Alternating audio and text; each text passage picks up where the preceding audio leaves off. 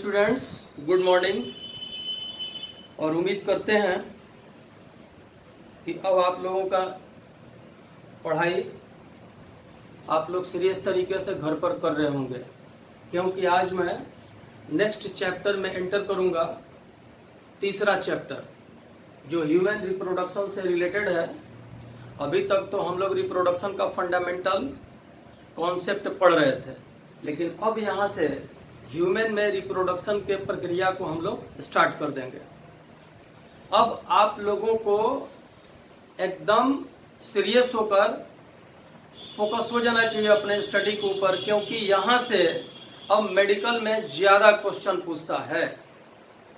अगर अब आप लूज हुए तो आप अपने गोल को लूज करेंगे। इस बात को एकदम दिमाग में बैठा लीजिए। तो let us start a new chapter, human reproduction। human reproduction, मानव में प्रजनन। मेरे ख्याल से ये 16th 17th ये 17th पीरियड, 17वां पीरियड ये आज से स्टार्ट है। 17 क्लास के बावजूद भी हिंदी मीडियम वाले बच्चों को इस बात का ज्यादा टेंशन है कि हम हिंदी का टर्म नहीं लिख रहे हैं। बहुत हास्यास्पद बात है। इंटरमीडिएट में होने के बावजूद भी आप लोग कह रहे हैं कि हिंदी का टर्म ही ज्यादा लिखिए। मैं अभी तो रिलैक्स जोन में इसलिए हूं कि अभी क्लास का कोचिंग स्टार्ट नहीं हुआ है, कोरोना के चलते, कोविड-19 के चलते। बट परमानेंट तो ये रहेगा नहीं। 10-15 दिन 20 दिन के बाद सब खत्म होगा, फिर क्लास में हम लोग चलेंगे। तब हम आप लोगों का समाचार थोड़ा बढ़िया से पूछेंगे कि आखिर इतना हिंदी पर आप लोग फोकस क्यों कर रहे हैं।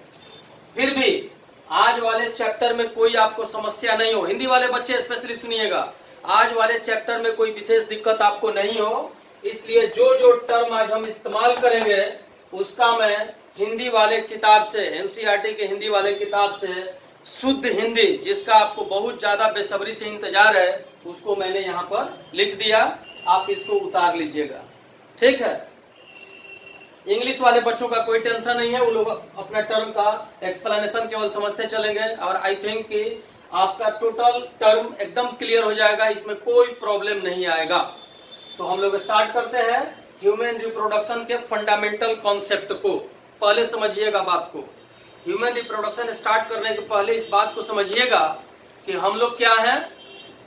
ह्यूमन प्रजाति में, ह्यूमन रेस में हम लोग मेल और फीमेल अलग हैं। मेल और फीमेल अलग का मतलब कि हम लोग यूनिसेक्सुअल हैं, यानी कि मेल अलग है और फीमेल कहाँ है, अलग है, ठीक। मेल का कैरेक्टरिस्टिक फीचर अलग है, फीमेल का कैरेक्टरिस्टिक फीचर अलग है। दोनों को बाहर से देखकर हम लोग पहचान सकते हैं कि ये नर है और ये नारी है, मीन्स ये फीमेल है और ये मेल है। वैसा कैरेक्टरिस्टिक फीचर बायोलॉजी में, जिसमें बाहर से देख करके मेल और फीमेल के बीच डिफरेंशिएशन किया जा सके, अंतर किया जा सके, that condition is known as sexual dimorphism.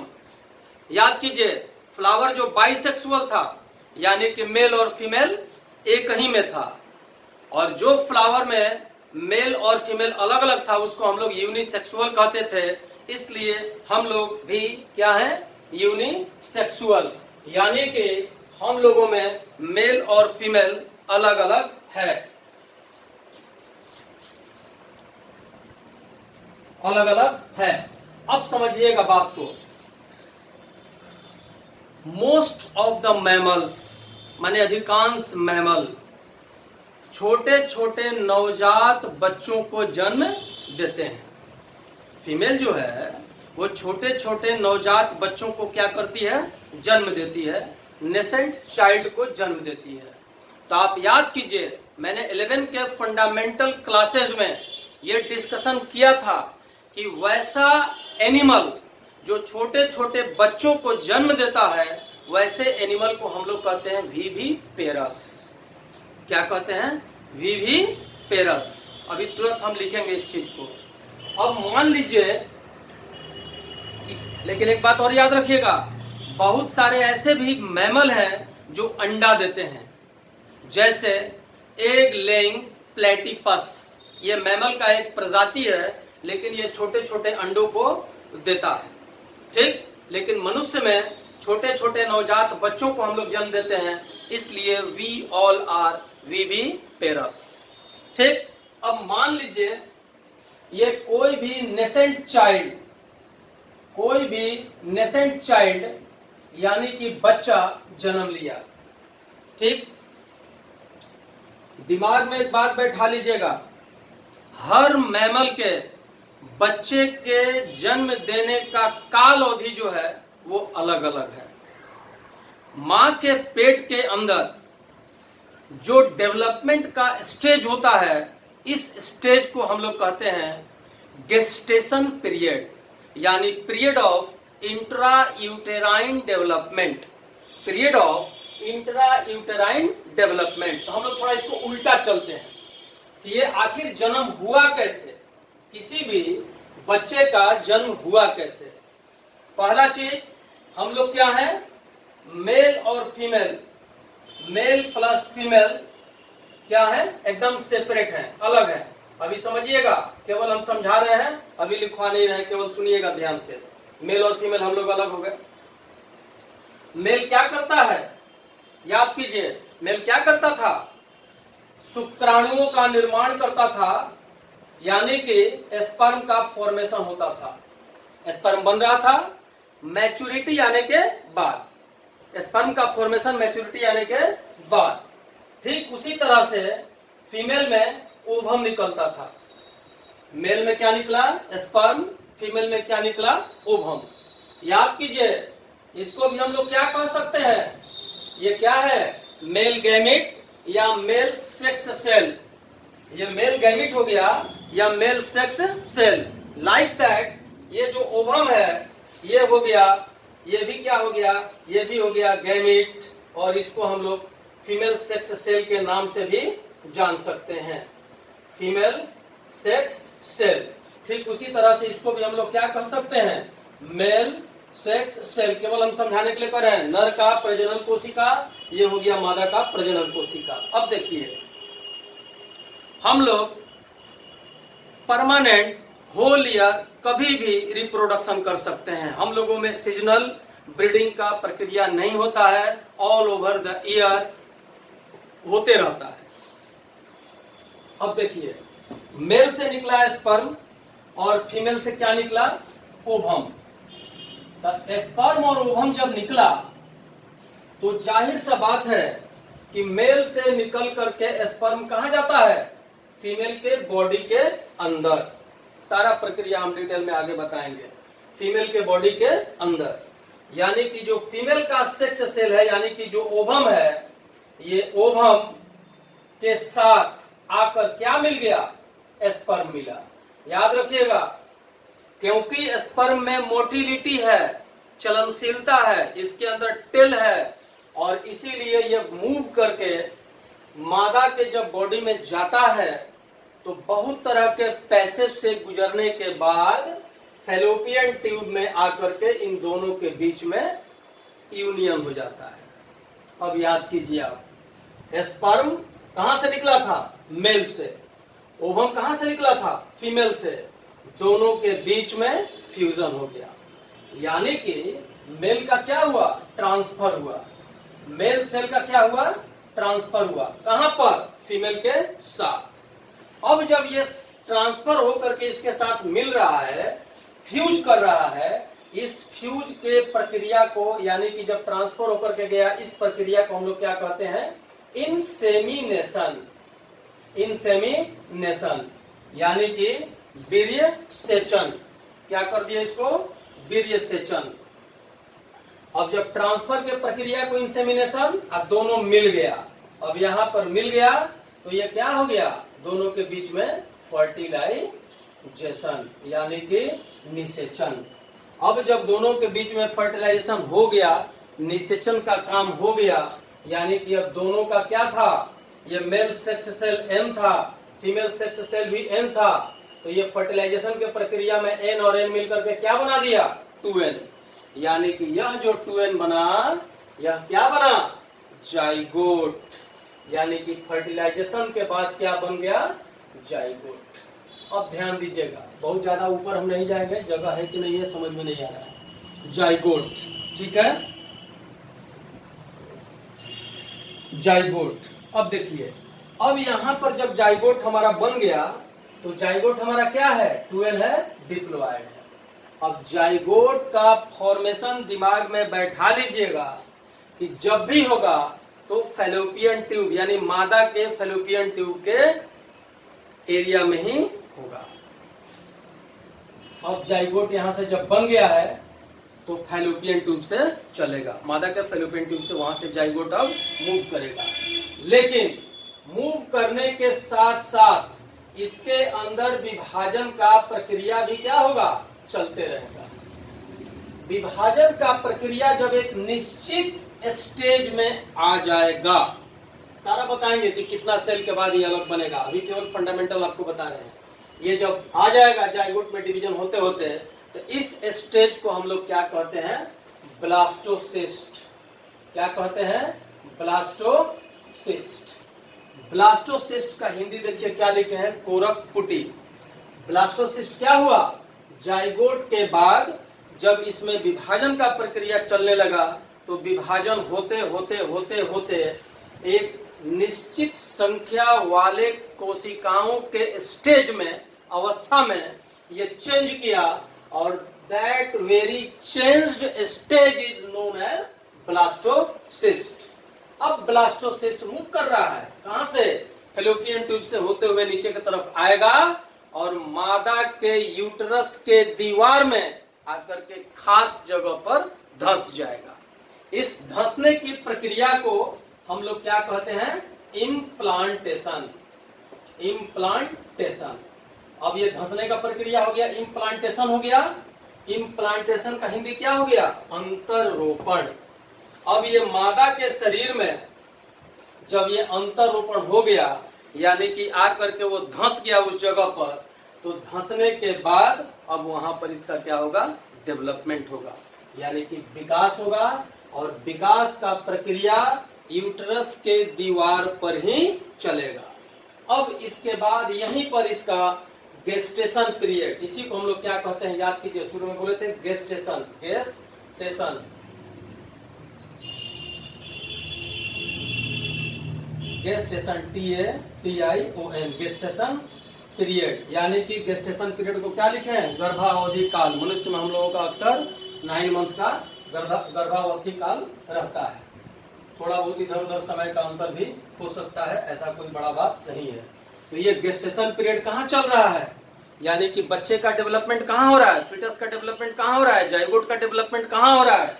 ये जाइगोट का डेवलपमेंट यूट्रस के दीवार पर, यानी कि यूट्रस के एरिया में। और यहां से इसी गेस्टेशन पीरियड को हम लोग कहते हैं period of intra uterine development. Intra uterine, intra का मतलब विदिन, यूटेराइन का मतलब यूटेराइन के दीवार में इसका डेवलपमेंट यहाँ पर होगा। और एक निश्चित समय के बाद नवजात बच्चे का जन्म हो जाएगा। इस जन्म की प्रक्रिया को हम लोग क्या कहते हैं पार्चुरिशन। पार्चुरिशन यानी कि प्रसव, इसी को हम लोग क्या कहते हैं पार्चुरिशन। अब जो बच्चा माँ के शरीर के अंदर भोजन ले रहा था, अब इसका जन्म हो चुका, अब बाहर से अपना खाना पीना खाएगा, डेवलपमेंट करेगा और फिर उसके बाद इसके अंदर मैच्योरिटी आएगा। फंडामेंटल कॉन्सेप्ट रिप्रोडक्शन का यही है। अब इसके बाद इसको हम लोग अभी डिटेल में लिख रहे हैं, पॉइंट वाइज करके इसका फंडामेंटल स्टेज मैं बता रहा हूं। इसके पहले आप लोग ये सब उतार लीजिएगा वीडियो को पॉज करके, क्योंकि मैं अभी अब ये मिटाऊंगा और तब उसके बाद ये डिफरेंट स्टेज जो अभी हम समझाए इसको लिख देते हैं। और कल आप लोग क्या कीजिएगा कि एनसीईआरटी के इस चैप्टर में जो मोटे अक्षर में लिखा है, उस मोटे अक्षर में गाढ़े स्याही में जो लिखा है इंग्लिश वाला, उसका हिंदी उतार लीजिएगा तो आपको समझ में आएगा, ज्यादा अच्छा से समझ में आएगा। अब इसके स्टेज को हम लोग लिखते हैं, तो हेडिंग मारिए अब ये सब हम मिटाएंगे, इसलिए अपना वीडियो पॉज करके अपना उतार लीजिएगा।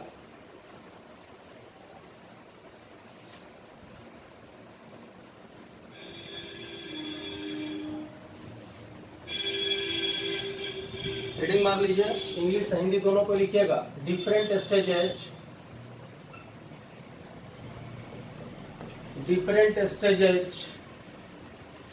इन ह्यूमन रिप्रोडक्शन,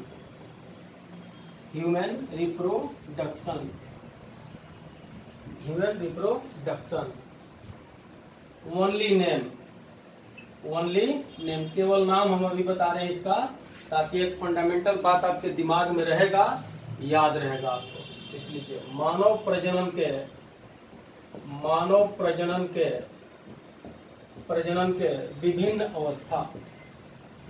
विभिन्न अवस्था, मानव प्रजनन के विभिन्न अवस्था, है ना। लिख लीजिए, तीर मारते चले जाइएगा कॉपी में, एकदम उसी तरह से चलेगा। सबसे पहला चीज हम लोग क्या बोले, मेल एंड फीमेल सेपरेट,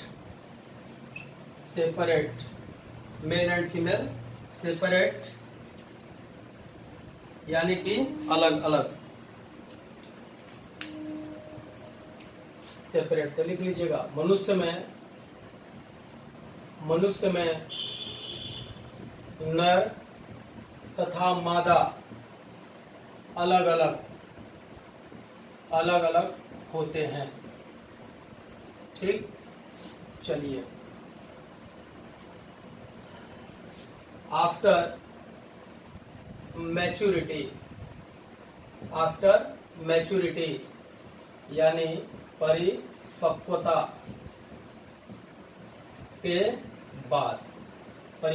के बाद क्या होगा भाई, जब परिपक्वता आ जाएगा तो सबसे पहला होगा गैमिट का निर्माण।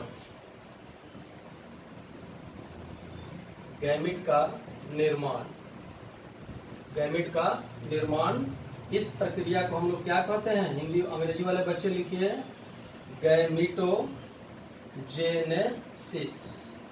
गैमिटोजेनेसिस, यानी कि बराबर फॉर्मेशन ऑफ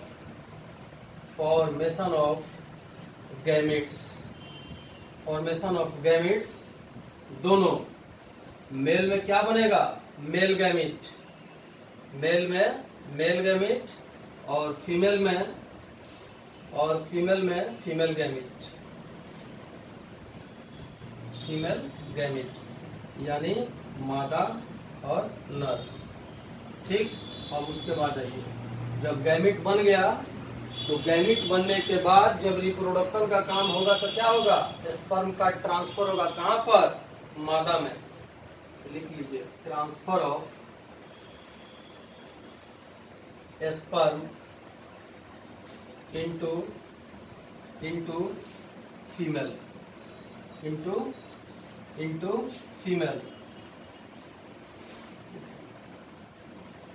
नर से निकला शुक्राणु मादा में ट्रांसफर, नर से निकले शुक्राणु का मादा में ट्रांसफर। तो ये जो मादा में ट्रांसफर हुआ, इस प्रक्रिया को हम लोग क्या कहते हैं, इंसेमिनेशन। हिंदी लिख लीजिएगा, क्या होगा,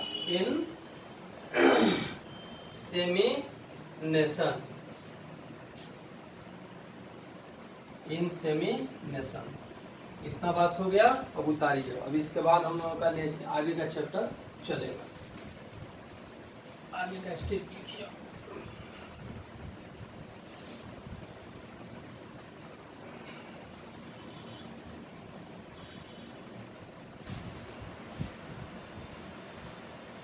अब देखिए, इंसेमिनेशन जब हुआ तो इसके बाद तीर का चिन्ह मारिएगा। आगे का इंसेमिनेशन के बाद अब क्या हो जाएगा, मेल और फीमेल आपस में मिलेगा, यानी कि fusion between male and female gamete और सेक्स सेल। लिखिएगा नर एवं मादा गैमेट, नर एवं मादा गैमेट अथवा मादा गैमेट अथवा प्रजनन कोशिकाओं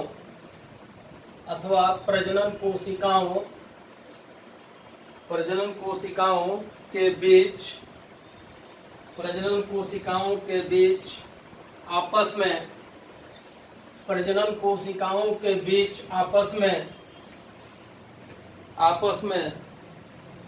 आपस में फ्यूजन यानी कि मिलन। अब जब फ्यूजन हो गया तो अगला स्टेप हमारा क्या हो गया उसमें, अब दोनों के बीच में फ्यूजन हो गया तो फर्टिलाइजेशन, यानी कि इन लोगों के बीच में क्या हो गया, अब निषेचन। अब ये जब निषेचन का प्रक्रिया हो गया तो याद कीजिए हम क्या बोले थे, ये भी एन और ये भी एन, दोनों एन, तो क्या बन गया, अब यहाँ पर बन गया जाइगोट, और इस जाइगोट को हम लोग क्या बोलते हैं, डिप्लॉयड, यानी कि 2n। ये क्या बन गया, जाइगोट। अब जाइगोट बनने के बाद ये सब प्रक्रिया कहाँ हुआ है, फीमेल के बॉडी के अंदर, सारा प्रक्रिया हुआ है फीमेल के बॉडी के अंदर। अब देखिए, अब जाइगोट जब बन गया तो जाइगोट बनने के बाद क्या होगा, वहां से वो चलेगा और जाइगोट में डेवलपमेंट होता रहेगा। तो जाइगोट में डेवलपमेंट जो होगा तो याद कीजिए इसको हम लोग क्या बोले थे, जिस स्टेज में पहुंचेगा ब्लास्टोसिस्ट, यहाँ पर लिख लीजिए अब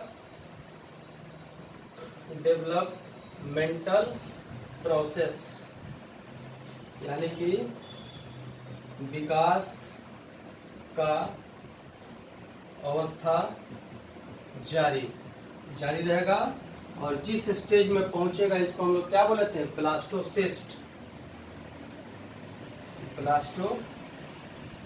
हिंदी में लिखते चलिएगा, ब्लास्टोसिस्ट। अब जब ब्लास्टोसिस्ट बन गया तो ये यहाँ से मूव भी होते रहा था, फैलोपियन ट्यूब से होते हुए मूव कर रहा है, और यहाँ से जब ब्लास्टोसिस्ट चलेगा तो इसका मूवमेंट होगा, यानी कि गतिशीलता, इसकी गतिशीलता होती रहेगी। और गतिशीलता के बाद अब देखिए क्या होगा, एकदम सब समझ में आ जाएगा यहीं से। उसके बाद हमको मेल फीमेल अलग अलग समझाना रह जाएगा, हम केवल आपको अभी फंडामेंटल स्टेप बता दे रहे हैं कि इसके बाद जब होगा तो एक स्टेप के बाद दूसरा स्टेप जैसे अभी लिख रहे हैं, बस यही मादा के बॉडी के अंदर संपन्न होगा, दूसरा कुछ भी बात नहीं होगा। अब जब यहाँ से ब्लास्टोसिस्ट चलेगा तो इसके नीचे तीर का चिन्ह दे दीजिए, ब्लास्टोसिस्ट हमारा चला, ठीक। अब ब्लास्टोसिस्ट जब यहाँ से चला तो हम क्या बोले हैं, जा करके यूटेराइन वॉल में धंस जाएगा, और धंसने की प्रक्रिया को हम लोग क्या बोले अभी, इम्प्लांटेशन,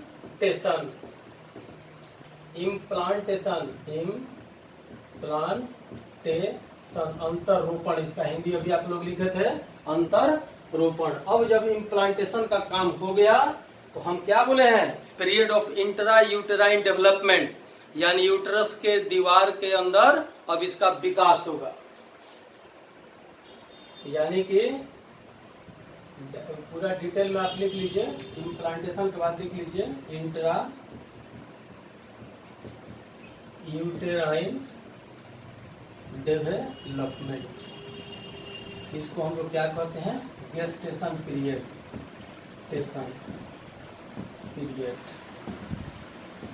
यानी कि यूटेराइन में विकास काल,